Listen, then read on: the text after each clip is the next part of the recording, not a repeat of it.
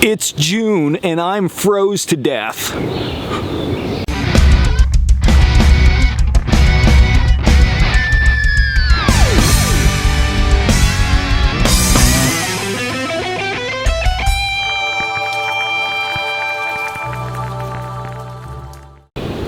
What's up guys, Dan here, Coalcracker, Bushcraft. So does that sound like maybe something that happened to you, or you took some people camping and that's what they sounded like first thing in the morning? Well, if that's the case, this video might be for you. All right, so generally speaking, this goes across the board. You're sleeping on the forest floor, you're gonna need to do this. It doesn't matter if you're using a wool blanket, if you're using a fleece blanket, if you're using a sleeping bag, you gotta do this, and that is get something between yourself and the ground. The problem is that the mass of us, our body mass, versus the mass of the ground, aka the earth, the mass of the ground is way bigger. So we are not going to heat up the ground. The ground is going to cool us off. It's going to happen. It's going to happen year round. You're never going to change that. This does get more dramatic in the winter, a little less dramatic in the summer, but no matter what month it is, or time of year it is, or what season it is, the ground is going to cool you down. You just got to face that fact. So anytime we're going to lay directly on the ground, we need to get something between us and the ground. Now, being bushcrafters, we're going to go over how to build a proper debris bed and a couple little variations to that debris bed, but this freaks some people out. They think I'm not sleeping on leaves, I'm not sleeping on anything because there's going to be bugs.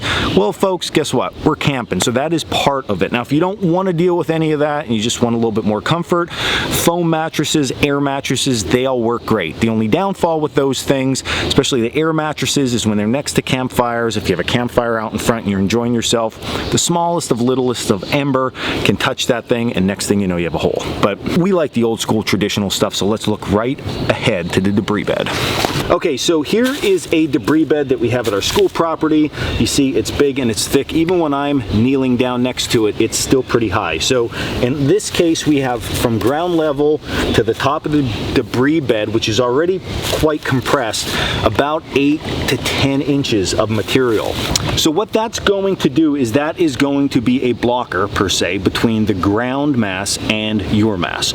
So as your body temperature starts to seep into the leaves and the ground temperature starts to pull temperature away from the leaves, there's a buffer there that's going to protect that and keep you toasty warm.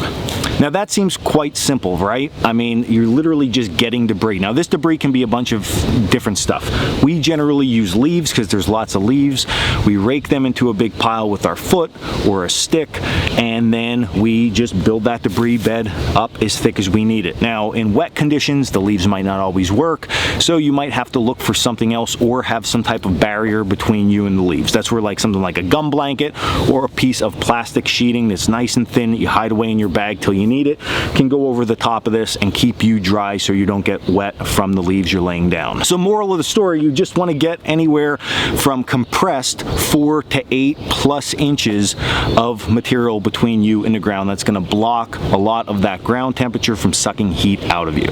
All right, now one extra add-on to this is that you can take some down trees. All right, you don't have to cut trees down for this, but you can take some down trees. You see here we have some old stumps and stuff.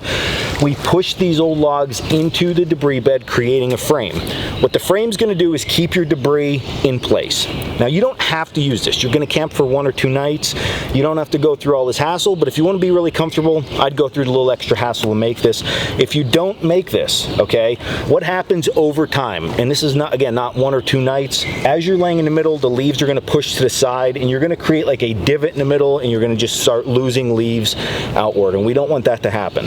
So by adding a frame, it's going to help keep them leaves more contained. All right, now if you're super freaked out to sleep on top of this because you're worried about bugs and insects getting on you, okay, I get that, right? I can totally feel you. So just take an extra wool blanket along with you, and then all that you need to do is once you get that nice bed of debris built, just simply lay your blanket down like this. Now you can just sleep on top of your blanket, use your second blanket to cover yourself up, and you will be good to go.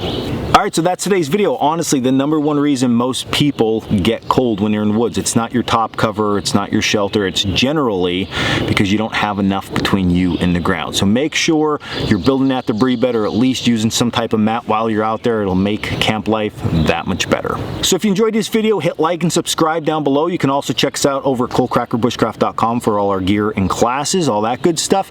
And then, yeah, I think that's it. So get out, build a debris bed, and until the next video, stay in the woods.